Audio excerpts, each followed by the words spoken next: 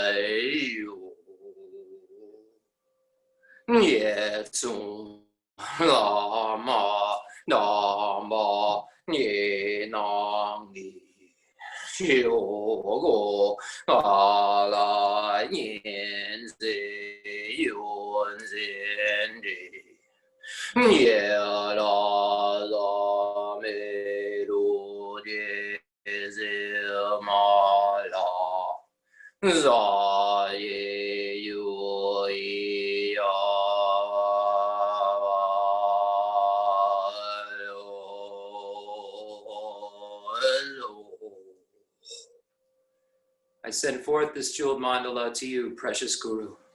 Idam Guru Ratna Mandala Kam Nirata Yami. Shadan Jaye Janam La Janju Badu Dani Yasoji Nagi Chenye Jipe Sonam Ye Jala Benche Zanye Dubaju. Yadan Jaye Janam La Janju Badu Dani Yasoji Nagi Chenye Jipe Sonam Ye Jala Benche Zanye Dubaju. Yadan Jaye Janam La Janju Badu Dani Yasoji Nagi Chenye Jipe Sonam Ye Jala Benche Zanye Dubaju.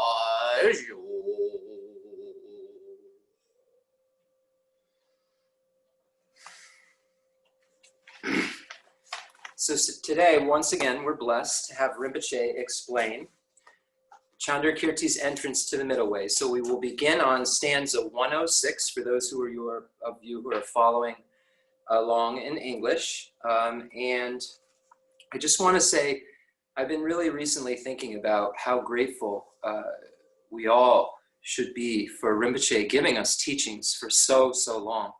And I want to thank the founders of our center, Barbara, Sue, Marianne, and Doug, who really worked so hard to make sure we had a little apartment on Main Street where we could offer teachings. It was like 96 or 7. And then out of nowhere, Rinpoche asked to retire at our center. And in 1998, this all started. And I just am so grateful for Rinpoche and so grateful for all of the people in Lobsang Tenzin who made that happen. because we would not be here if that had not. So here we are learning what Rinpoche said is what Ganden, Sera, and Drepung study, and they go memorize it in retreats to understand this text. And here we are doing what Drepung, Sera, and Ganden do to understand this information. So thank you, Rinpoche.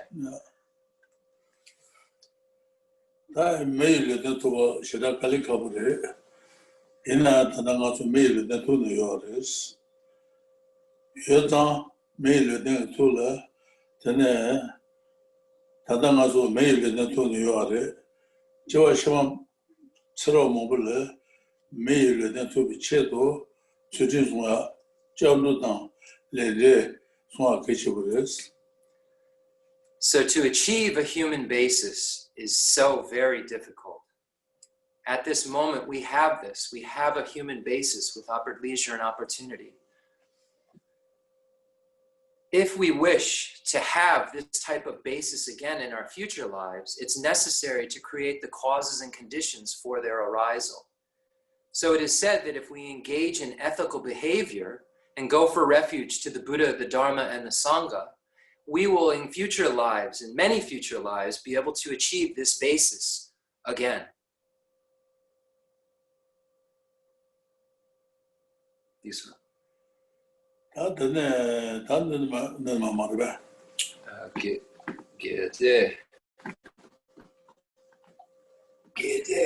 Gede Timu Tene le Lutamo Mebate, Major Shesha, Megekone, Toba Kumacha. Lomoni Meba, Tobo, Naba Sawaye, Kebatan, Tony Kundu, Chuji, Georgios. Takebazo, Tony Tubala Tene, Yumawat Shi, Jugal Tunures, Georgioro. Kete, Mona, Teni, Tomena, Tanya Toya, Majon Bajiji, Tada Meba, Ninju Tisher, Tada Rajin Yobani, Rajin Yobani, Kanda, Rari Jensu,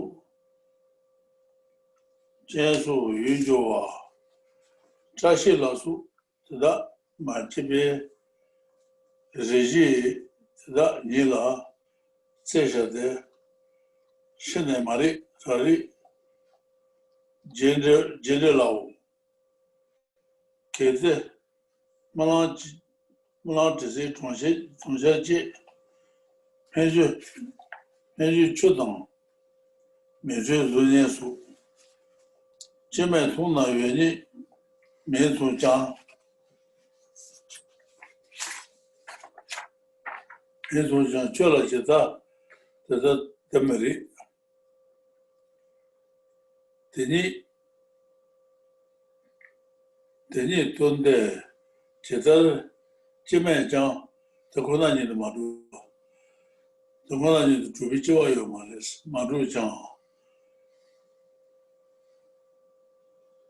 Majan, Otar Kanshi, Jitanche, Ton Yudo, Maju Maiba, Tishina, and the Mangabao, Majan Polao, Ranki, Daniche, Joanito, many Jitan, Kudu Zada Kade Maris, Gunzu Demba Drupa Yomare, Mushampu Yoba Nandrabu. Touche. Yomiti, one the Moni, the good Moni, Yenchi Jitan, Yedo Maji, Tisha, the Da, Tembe, Chunakun, Dene Sheshi, Chede Rajiche, Yosu Yang, Deba, Sonjuba, Tisha, Tatu, Chiwa Yomayi, Onsu, the Da, Tini to Met.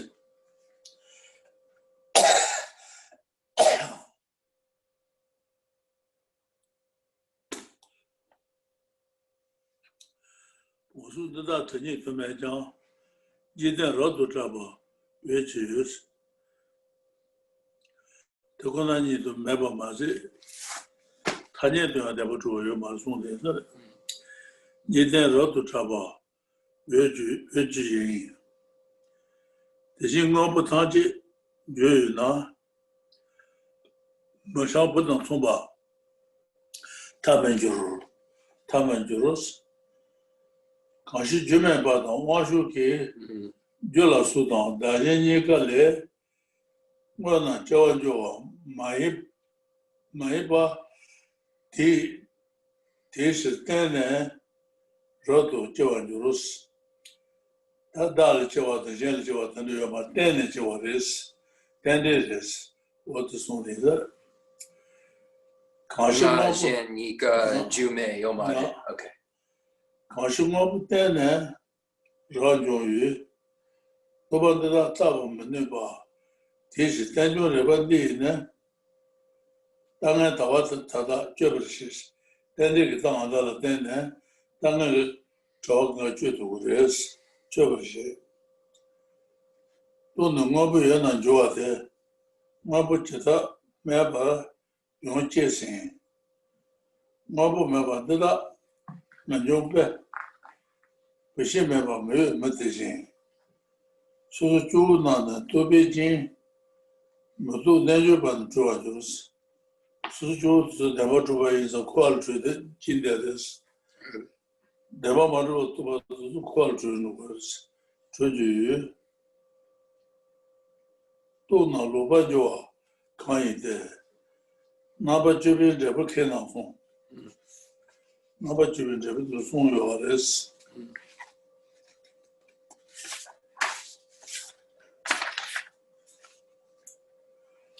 Vika, marble ka, Vikanga driven ka. Thank you, lady. To la Chavisher, Manzan, the Tab Jaga is on the Tuba Momo, the Tuba Chavajin, or the Mares. Less so. Thank you, lady. To la Chavish, Manze. Lutaka. No more quality shadow, so what you there is. Less so. Nandushina, the number shipping now, General Jibaja, never mess. Trump Tara Shibaina, and the General knows when I tell you, Mares. Rankitala, Chatham Tejinto, Jezitala, Truk on Tobaji. This is the Chap Condensate, not about new to join you. Yabudu, Vika. Yamunjuna Malin Jesola, Talishon, Louis Tundusin. Dark and the two Nature by Dan. Okay, so we'll stop there. Now, Rinpoche gave commentary throughout, so let me begin. Karma comes about, stanza 106. Karma comes about through ignorance. When ignorance is banished, karma also. To think like this betrays most certainly the uninformed. The sunlight of right understanding clears away the darkness of confusion. The wise have realized emptiness and are thus set free.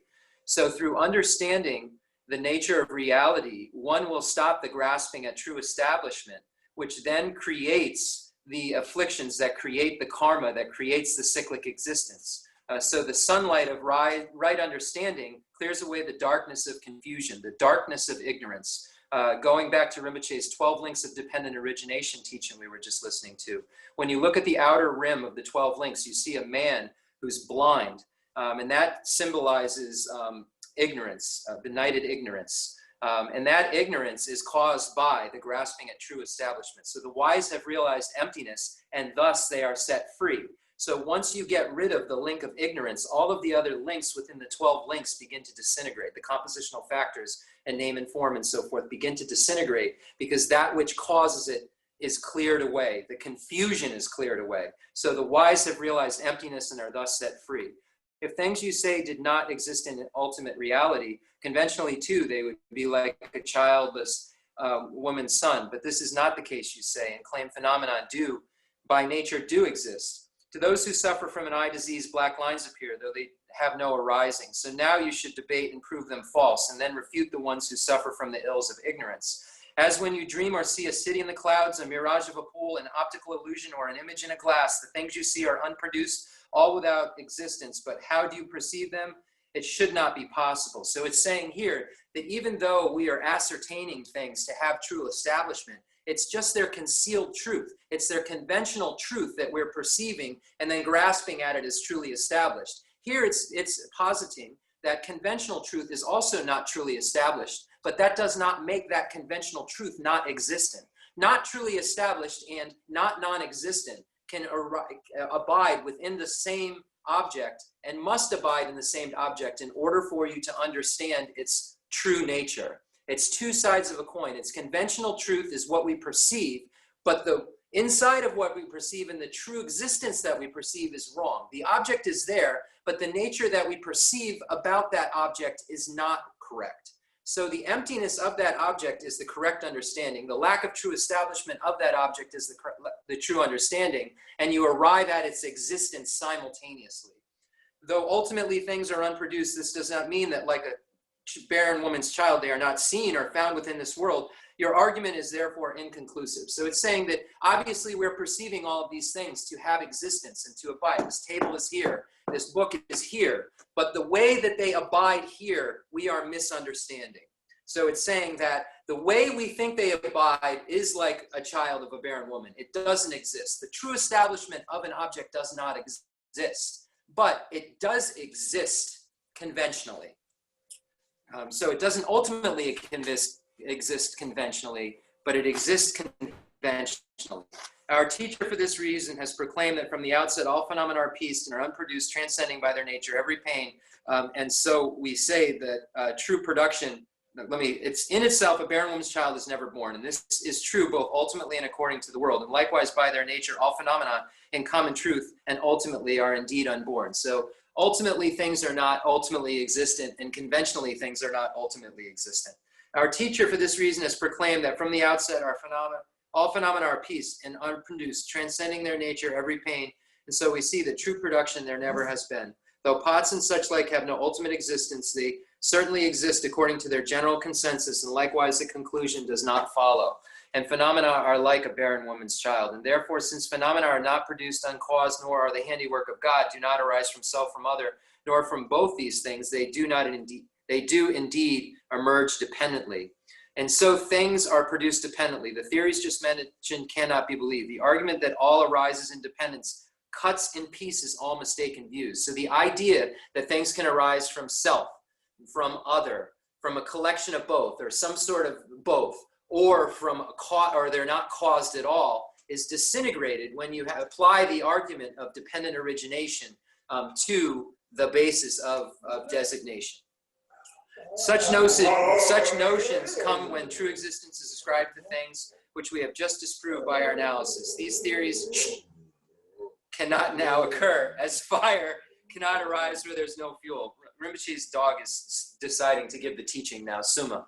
They are inseparable at this point. Common folk are fettered by their thoughts. Without such concepts, yogis are set free. The very halting of discursive fruit, the very halting of discursiveness is fruit of true analysis, the wise have said. So here the discursiveness, the halting of discursiveness is the halting of the benighted ignorance. And that is what happens through analysis, the wise have said. So if we analyze the nature of things, we will get rid of the ignorance that grasps at them as being truly established. The arguments contained within our treatise were not contrived through love of disputation. They set forth suchness only for the sake of freedom. They are not to be blamed if while expounding emptiness, they show the falseness of discordant doctrines. So the only point of the debates and the only point of negating false views is to arrive at liberation, is to get rid of our afflictions. So it's not done out of attachment or out of some sort of pride. It's done to get rid of that which binds us to cyclic existence and free us. Attachments to one's own belief, aversion for another's, all is thought. Once clinging aversion is dispelled through reason and analysis, we will be swiftly freed. So having a wrong idea or someone else having a wrong idea, it's all just thoughts. And once those thoughts are corrected, then they move in the right way. So we shouldn't get so overwhelmed and concerned by, it says attachments to one's own belief, aversion for others' view, all this is thought. Once you clinging and aversion are dispelled through reason and analysis, we will swiftly be set free. So any of these partisan views or anything that we have all disintegrate once there's truth, because truth is truth. There's no second truth or maybe another truth. Truth is truth. Perceiving that all faults and all afflictions flow from the idea of the transitory composite and viewing that its focus is the very self, this self is what the yogi will disprove. The yogi disproves the idea of I and mine. My hand, this is I. This hand is me. This body is Jeff. I am Jeff. All of this is dispelled. The view of the transitory collection is the view of I and mine. And once that's dispelled, the yogi, it says, is set free. That's the self the yogi disproves, because it says through reason and analysis, we will swiftly be free. So we'll end there. Questions and answer. I just want to say thank you so much to Rinpoche. And please, I really encourage everyone, go back to all the teachings from 2000, 2005, 6. Go back to the teachings in the late 90s. There's a 12 link of dependent origination that Roy Lee translated. Look up Shanghai Lee, who's Rinpoche's second translator, Topke Sering, then Roy Lee. Shanghai Roy Lee. Go on the internet and look him up and see what Shanghai Roy Lee has blossomed into. I think you'll find he's teaching at University of Wisconsin, Harvard, and in Israel.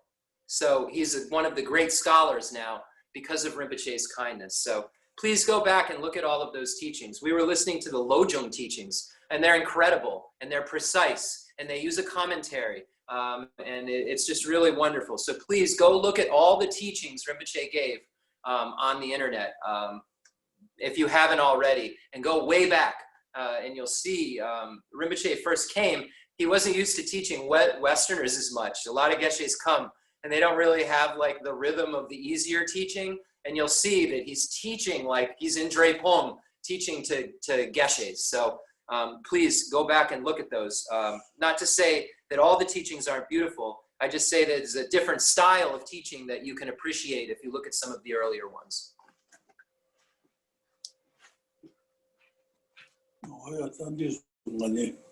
Question? No question.